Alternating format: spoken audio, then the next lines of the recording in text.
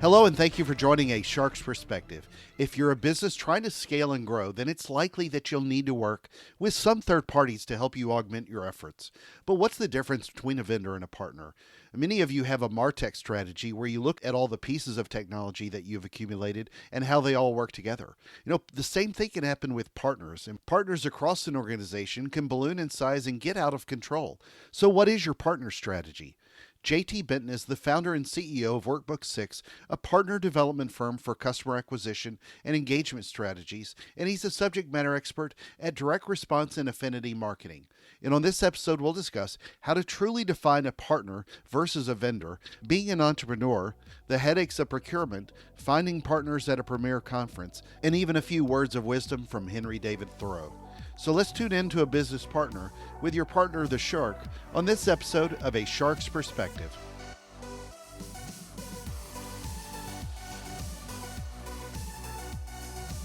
JT, thank you so much for joining us today on A Shark's Perspective. If you would, tell the audience a little bit about you and your background to date. You got it. Kenneth, thank you so much for having me. I'm thrilled to be here. So yeah, my name is JT Benton. I'm a father of a couple young boys, a husband to a wonderful woman, and lastly, an entrepreneur. I run a company called Workbook 6, which I founded just under 3 years ago. The business is solely focused on driving partnership in the direct response or customer acquisition world. And we provide a service, a tech-enabled service to a number of clients who are looking to attain deeper, longer-lasting, and more profitable relationships in a very, very crowded and dynamic marketplace. Yeah. So that's the business here. Just out of curiosity, quick, if you will, tell us, how'd you get the Workbook 6 name? What does that mean? This is many, many years ago. Late at night, I was building out the model for the early stage of the business. Sure. It looked very different than it does today. I was using an Excel spreadsheet to build it, and I was using a machine that was owned by the company I worked for, and like a fool, right? And so 1 o'clock, 2 o'clock in the morning, I went to save the file, and I thought, well, I can't just write JT's new business model, right? And so the Excel recommended file extension name was workbook6.xl whatever it is for Excel, .xlsx or something, yeah. So in any event, I thought, man, people spend hundreds of thousands of dollars buying URLs and building brands and hiring agencies, and I honestly want my business to be as expandable and sort of general as I can be in the beginning. So I just went and bought the URL for Workbook 6, and that became the name. I love it. So just asking your own, you started up this company a few years ago. What's it like being an entrepreneur and, spending 80 hours a week every week and living on credit cards and building out a business, hoping it grows. It takes a lot of work to be an entrepreneur, other than just great ideas and passion. It's tough, right? Well, Kenneth, I think you just answered the question. Yeah, it's true. I think you both asked and answered the question. Listen, for me, it has been both the most rewarding thing I've ever done professionally and also the most challenging thing I've ever done professionally, right? And I would imagine that you've been through similar. It can be extraordinarily lonely to be an entrepreneur, and that is something I don't think that we talk about enough. Is the challenge and the stress of launching your own business. But it can be incredibly rewarding because it is something that you've built yourself. I could literally talk for hours on this topic, and I know you don't want me to, so I'll try to give you as concise an answer as I possibly can. Second to building a family, and taking part in leading a family and being led by an incredible partner there. being an entrepreneur is among my greatest accomplishments. It's not an accomplishment yet. We're still working, but it's been a really, really incredible experience so far. There's a lot to consider for your listeners who are thinking about doing it, and I would welcome the opportunity to share any of my failures and successes with anybody who's thinking about it. Yeah, agreed. And it's one of those things that if you're sitting up worried about the business, you can't replace your chief revenue officer and your chief marketing officer.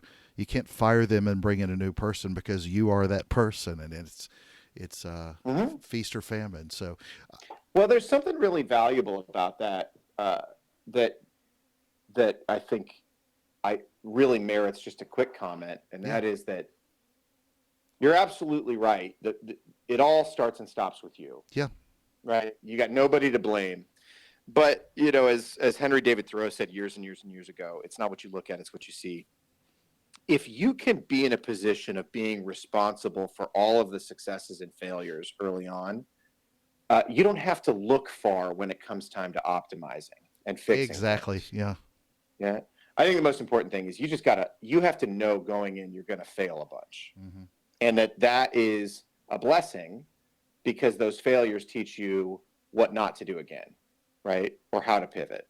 You got to be really willing and actually eager to fail to do it. Then let's dive into the subject in hand and talk about, affinity marketing and building out partnerships. For me, I think what you said earlier is so true with companies having hundreds of partners, these large companies, and it's almost like tech stacks. How should somebody start looking at developing those out? And it's something you also alluded to earlier that you did in a former role. You started formulating a strategy. And I'm assuming that most companies that you've worked with, I can tell you most of the ones that I've worked with, do not have a partner strategy. But kind of go into, elaborate on that point and what you've seen in your history and how we should look at marketing partnerships. The first thing I would say is you were dead on. You have to have a strategy. I never got to meet my grandfather, but my dad always repeats a phrase of his, which is measure twice, cut once. Yeah. I think it's obviously very, very important, right? If you don't know why you're doing something and don't know the goal of doing something, you're really just sort of a tourist, right? You're just sort of walking around and looking around. Mm-hmm. If you want to do that in your business, and actually some businesses some really good businesses have just said, I'm going to go collect data and look around and poke and prod. That's cool. But if you're looking for an outcome, I think you got to be pretty stated and deliberate about that outcome and set that trajectory early on. For me, the most justifiable and sound reason for having a partnership strategy is it provides proprietary sources of revenue that aren't easily eroded or outbid. Mm-hmm. Okay, so your relationship with Google and Facebook, while maybe it's accretive, or Instagram or whichever platform you're most happy with, while maybe it's accretive and maybe it's profitable, there's nothing proprietary about it. They can't wait for somebody to outbid you, right? That's just sort of the way it works. Mm-hmm. And so a great reason or a great purpose for partnership is to find relationships that you can really own and invest in that are a little bit more moated. I think that's a good reason or a good place to start. I agree with you completely, because I think most people let partnerships explode without knowing it. I mean, we do this a lot with technology, especially, and then you start looking at tech stacks with how they integrate with your legacy systems or the new shiny toy. But unfortunately, I don't think that most companies take a look at all the partnerships they have. Do you see now where most of the partnerships people have are strictly being focused on tech, or are there other pieces of the business that are really ballooning in scale and they don't know that that's where it's growing? It's an interesting question. there's all sorts of partnerships. I guess at its core, any relationship that one entity has with another could be seen as a partnership. In reality, very few of your commercial relationships are actually partnerships, in my experience, right? They are vendor relationships, or they are commercial relationships. They are transactional relationships. So, your relationship with a company that provides telecommunication services is very likely a commercial relationship. It's a transactional relationship, unless that company agrees to align with your commercial interests and only win when you win, right? That, I think, is the defining line of a partnership, is when two companies come together, or even multiple companies come together, and they have sort of a stated agreement that they will win together. And when the wins aren't there, there's less money changing hands, right? This is an actually aligned, almost fiduciary responsibility to one another. So then how do you, with these partnerships, you've done it in your own career, but, especially as you see startups, starting to grow out, and you see large organizations trying to organize this, but how do we start building out better outcomes through those partnerships? What are the sort of goals that we should set, in developing these relationships to where they're not just vendor relationships, but true partnerships? Well, I think the answer depends greatly on the size of the enterprise and the goal involved. So I think if you're a startup, and I mentor a few startups, and I sit on the board of a young company that is going through this right now. I think if you're a startup, the idea of partnership is maybe just as important as your first revenue are your earliest learnings, right? And so I think it's really important as a young company to acknowledge the fact that you're wrong before you even start, right? Something about your business model, or your go-to-market, or your product, or your team, or your tech, or your financial back, something's wrong, right? It's just not possible to have guessed 100% right. And so those early partnerships are really incredibly important because they allow you to stress test all of it. Right? How many times have you heard of a company that went to market, raised a bunch of capital, went to market, and landed with a thud? Happens all the time. All the time. All the time. And I think that partnership for young companies that are in their early stages of iteration can really improve the outcomes of those early stages, because the landing is softer.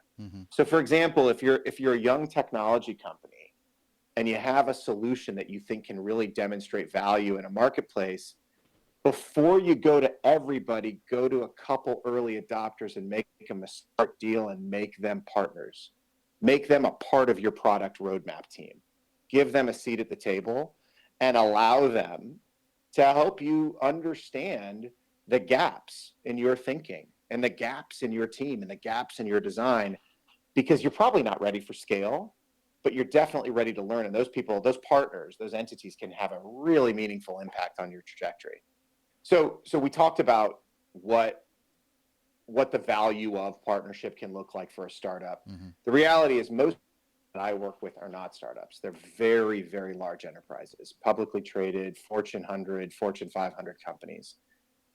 Partnership for those organizations is entirely different, right? It is entirely different.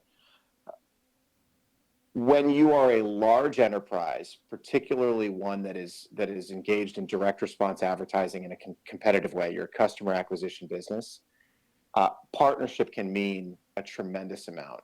It can help you acquire customers in a way that is not so subject to the massive commercial bid-based pressure that goes on in the ecosystem today, right? So, for example, if you are I'm going to use two really random examples.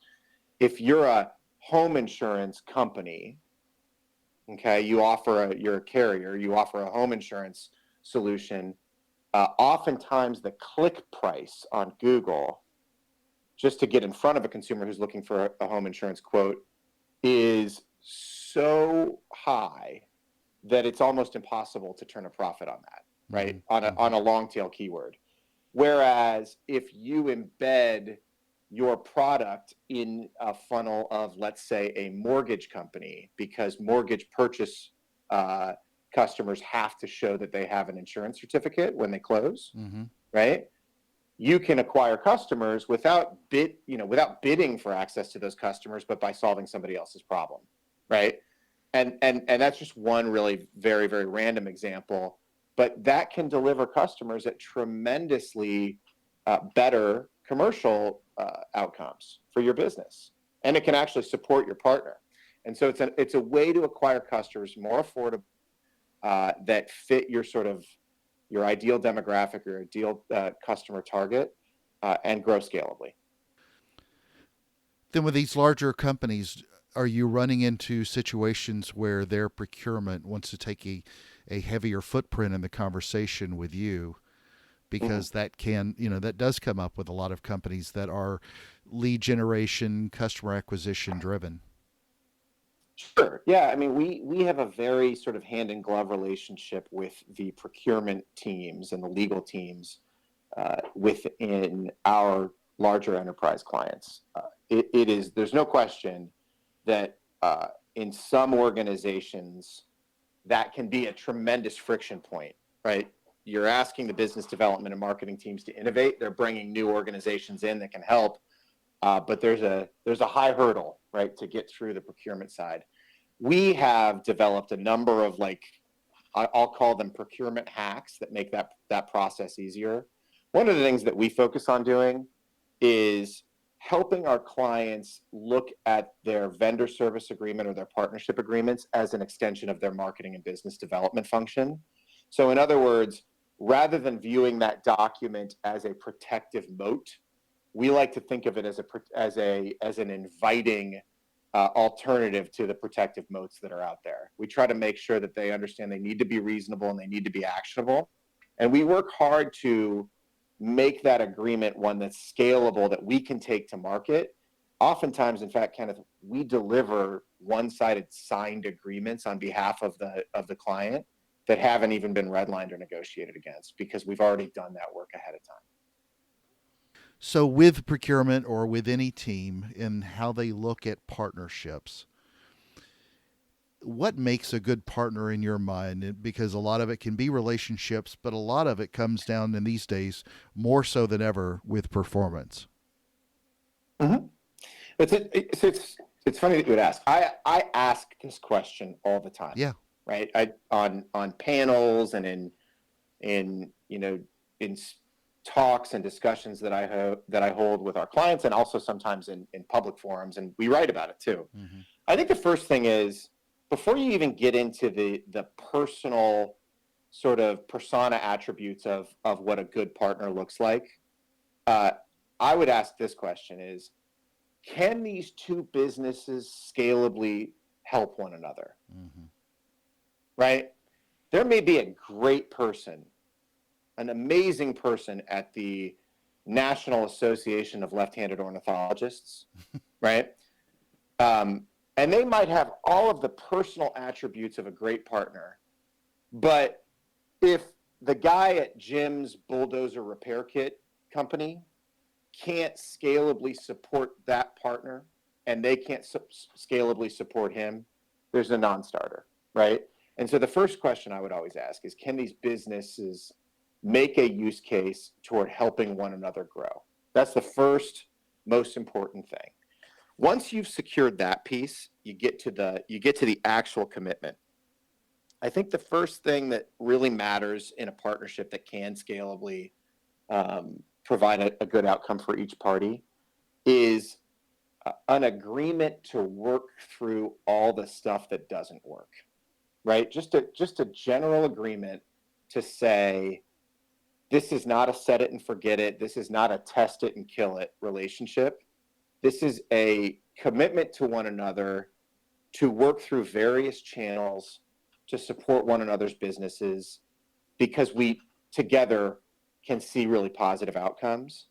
And I think when you have that general spirit going in, it's much better than if the relationship is treated more like a commercial one, in which, you know, you go, hey, did they deliver this month or did they not deliver this month?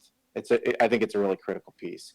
I think the other thing that you've got to do is you've got to have each side do a really good job at the business development level of preparing the more operational and finance oriented folks in their own business that this is going to take time, right?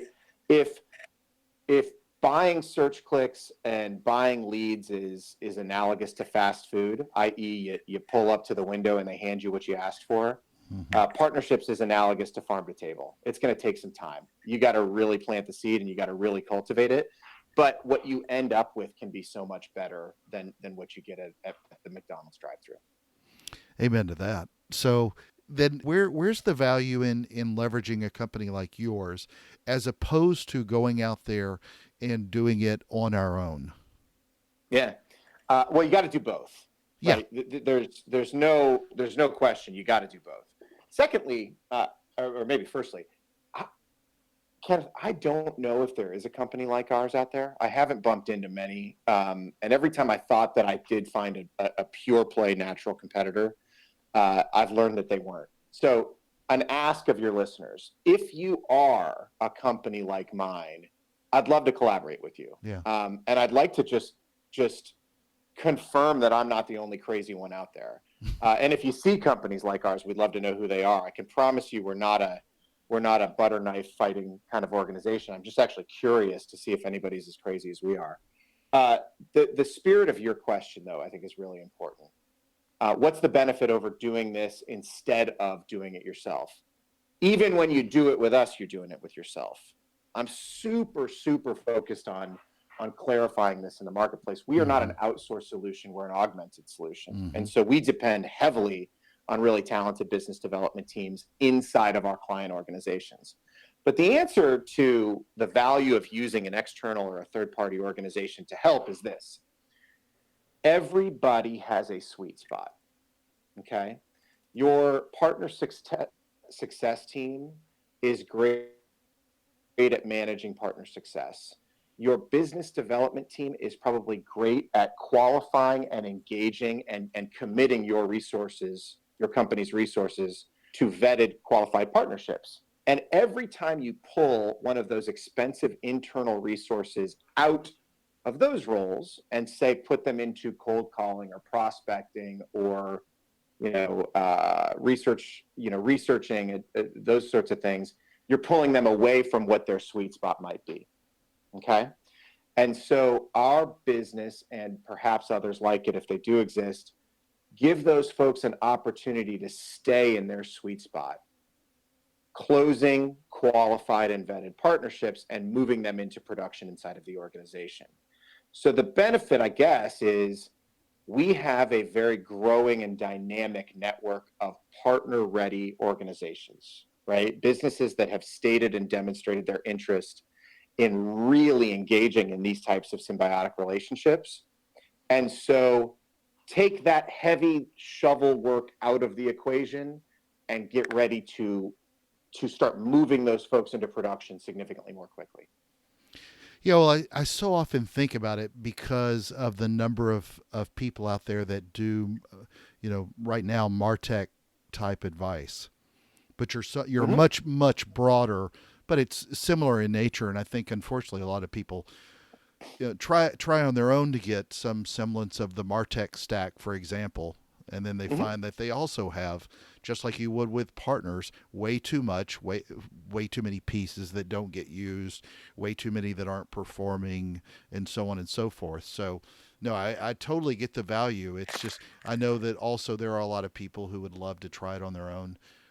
And they should. Listen, I think it's really important, Kenneth. Like, we would never, ever tell one of our clients to outsource it all, right? That just doesn't, I don't think that really works. And the reason I don't think it really works is there's got to be some DNA of that actual company, of that actual product living inside of it, right? In that discussion.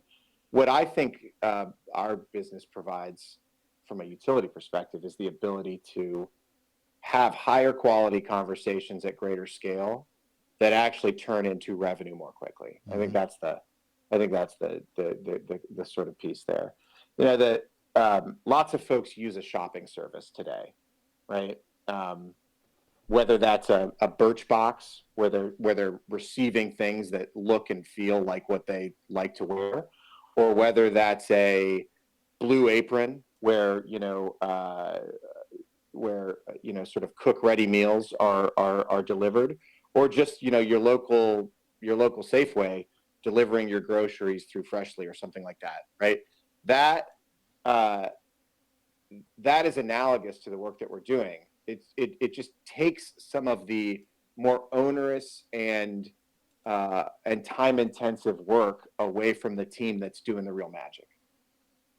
So I met you at LeadsCon conference, and for those that aren't familiar with LeadsCon, it's one of the oldest and most well-respected lead generation conferences, dating back a dozen plus years. But how long have you been active in LeadsCon? And I know you guys hosted a workshop in 2019 prior to the show that had some really good names and good content. But how long have you been an active participant in LeadsCon, and why?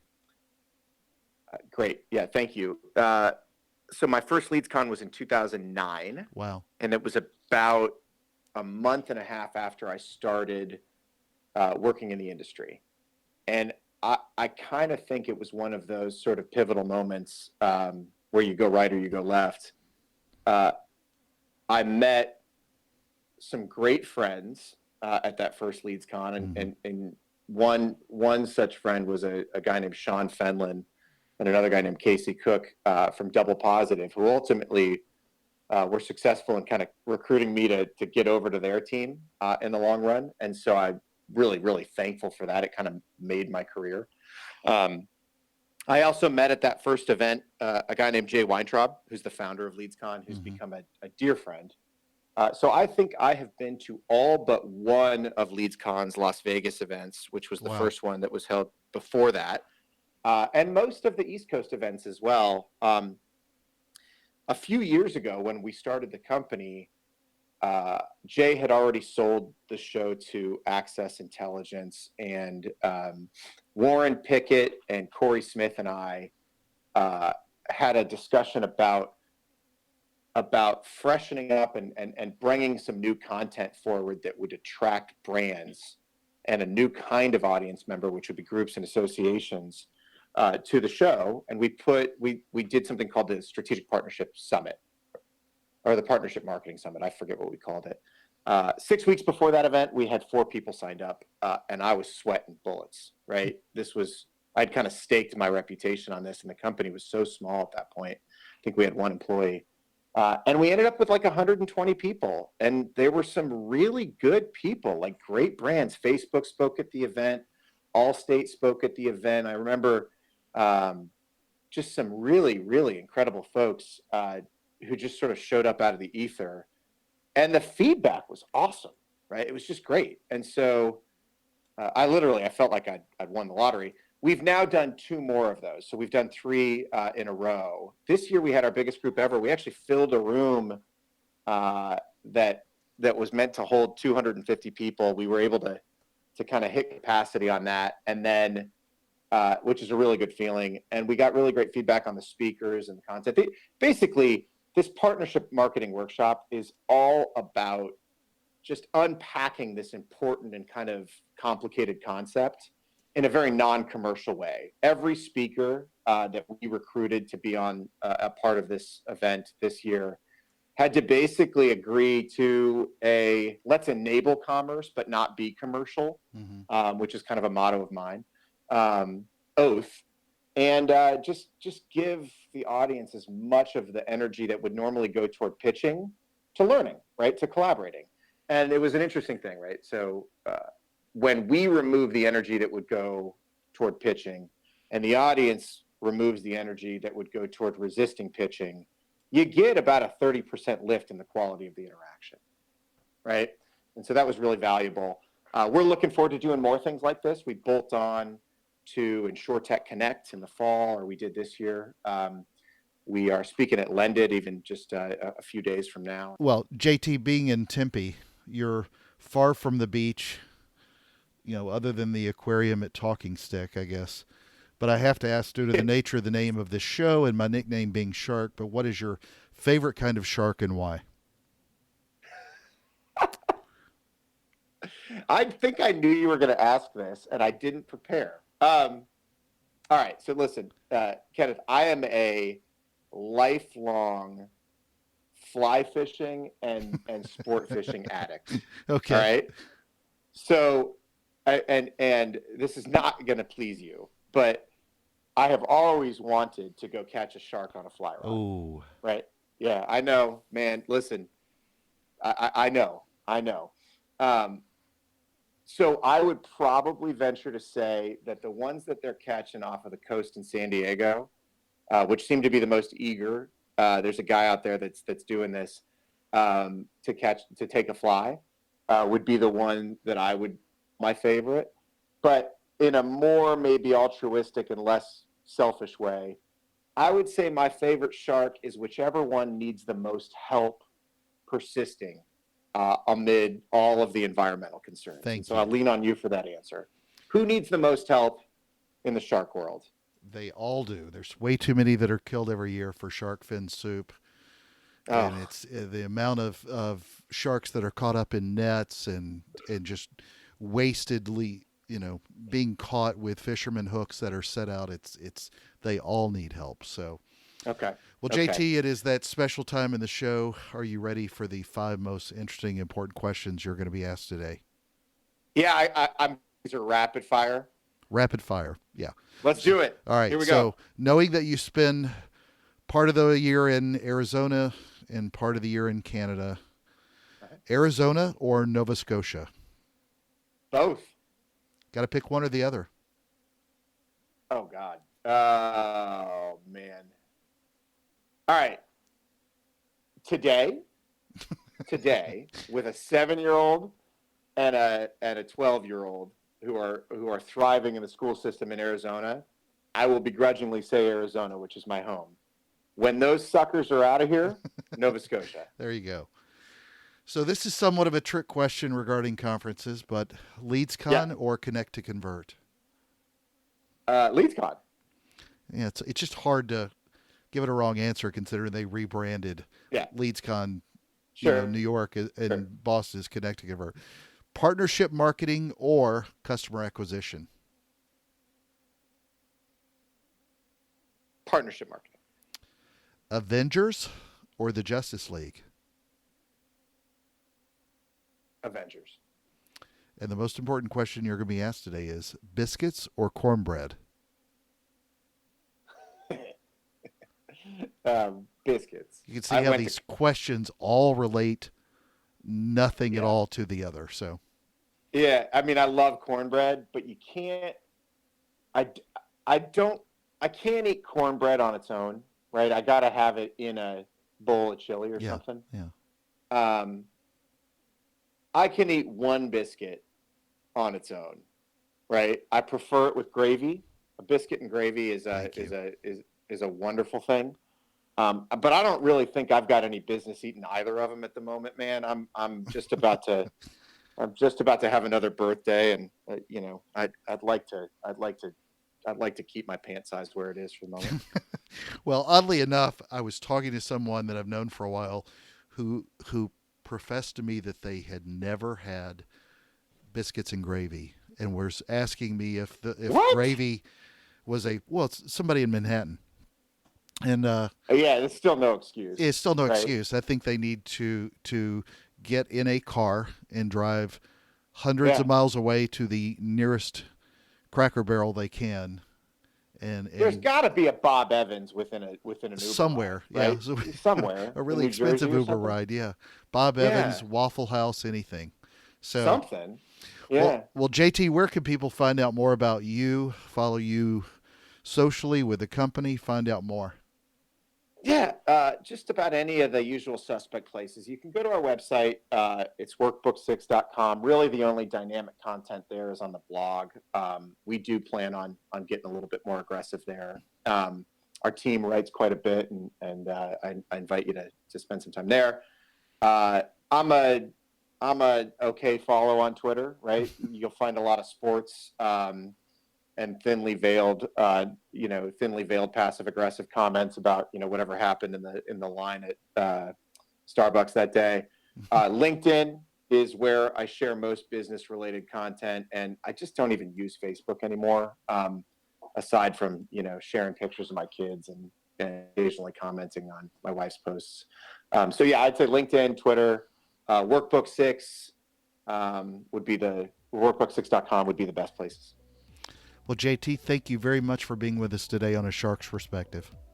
Kenneth, thank you. This was really fun, and I just I can't tell you how much I appreciate it. I hope we get to do it again. We will. All right. Cheers, man.